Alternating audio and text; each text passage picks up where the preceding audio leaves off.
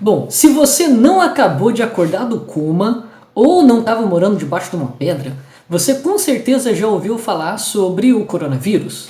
Já sabe que a gente está vivendo uma pandemia, uma crise global, e esse é o assunto de hoje. Bem-vindos ao canal Schmittoria, eu sou André Schmidt, historiador, e o assunto de hoje são as pandemias ao longo da história.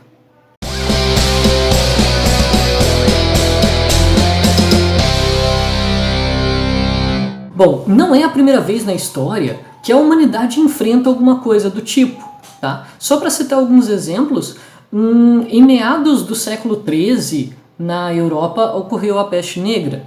E também no começo do século XX, a gripe espanhola dizimou aí entre 20 a 50 milhões de pessoas. Os números não são muito precisos, né? Então, esses são apenas alguns outros exemplos de calamidades similares que o mundo já passou. O que será que a gente aprendeu com elas? Mas é interessante do ponto de vista histórico lembrar que as pandemias assim não se resumem apenas a números de contaminados ou de mortos ou informações sobre a prevenção, sobre os sintomas. Não é só isso. Do ponto de vista histórico, uma crise como essa, por exemplo, pode mudar comportamentos sociais, muda valores, muda a forma como nos relacionamos com os outros.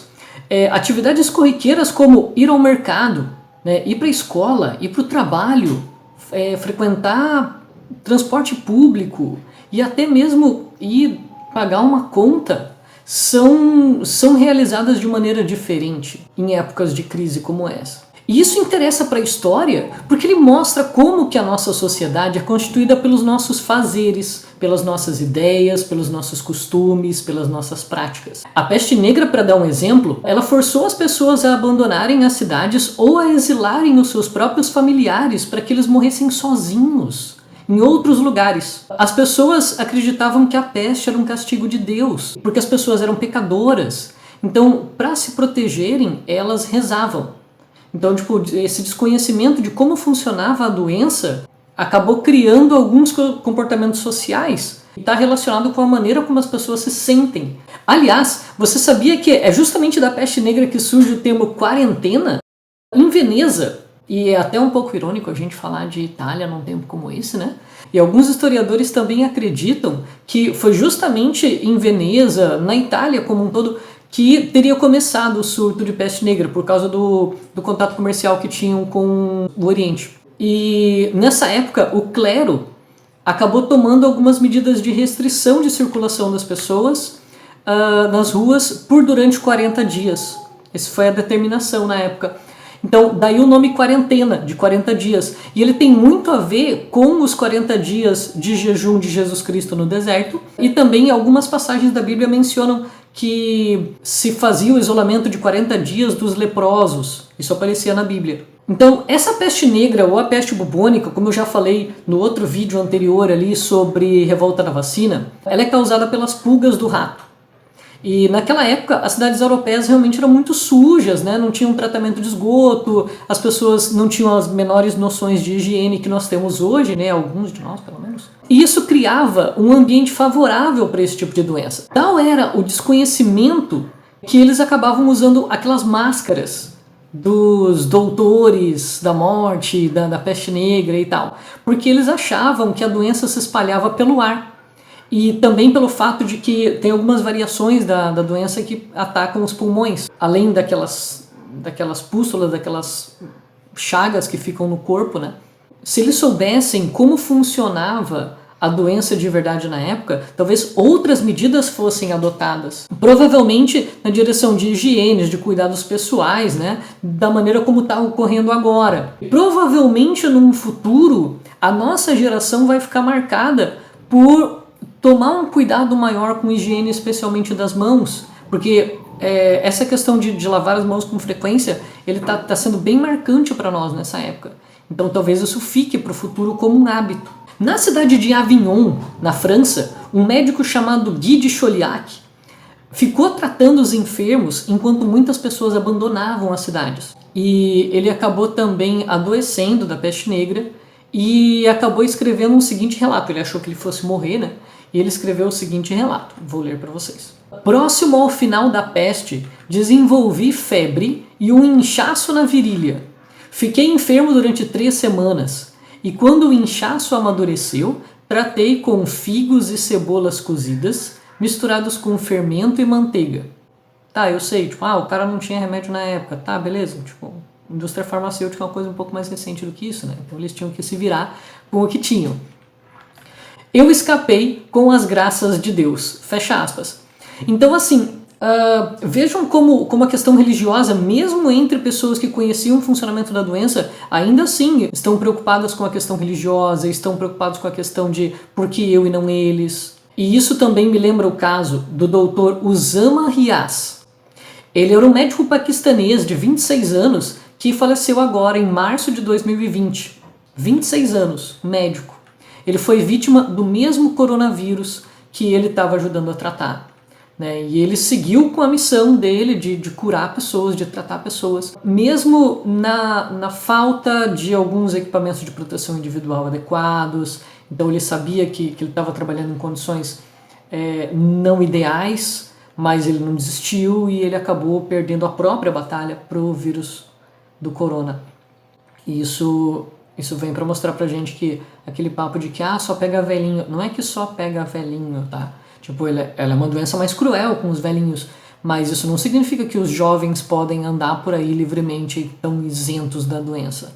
Agora, por que esses médicos fizeram isso? Esses 2 exemplos que eu mencionei, o Guy de Chauliac e o Usama Riaz, por que eles fizeram isso? Né? Porque médicos ganham bem? Né? Porque eles são pagos para isso? Porque é o trabalho deles? Cara, ninguém te paga para morrer. Então, assim, esse pessoal fez isso porque podia. Fizeram porque sentiram que tinham um chamado, sentiram que tinham um dever a cumprir. Que eles deveriam fazer alguma coisa ao invés de se esconder. Então, eles fizeram isso porque escolheram. Não porque alguém forçou eles a isso. E sendo médicos, sabiam dos riscos que corriam melhor do que você e eu. Então, assim, e mesmo assim fizeram. Então, assim, crises como essas, como da coronavírus, como da peste negra, como da gripe espanhola e outras ao longo da história, elas despertam o que tem de mais íntimo e verdadeiro nas pessoas. Algumas pessoas correram para os mercados e estocaram comida para o ano todo, sem se importar se ia ter suficiente para o cara que estava do lado, para o cara que estava atrás, para o velhinho que tem dificuldade de chegar, né, para o velhinho que anda mais devagar, que ficou por último. Algumas pessoas acabaram aproveitando para vender esses produtos mais procurados a preços mais elevados, né, como eu já vi aqui. Algumas pessoas violaram completamente o bom senso, e essa é uma coisa que eu não entendo. Algumas pessoas espirravam deliberadamente umas nas outras. Infectadas ou não, mas para criar um pânico talvez, não sei. Algumas pessoas, eu já vi até vídeos de pessoas que molhavam a mão com a saliva e passavam no segurador do transporte público. Por quê? Né? Algumas pessoas disseram que era só uma gripezinha.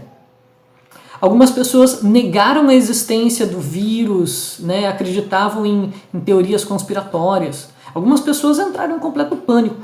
Algumas pessoas espalharam fake news sem motivo algum, dizendo que um médico não sei da onde mandou fazer gargarejo com água quente.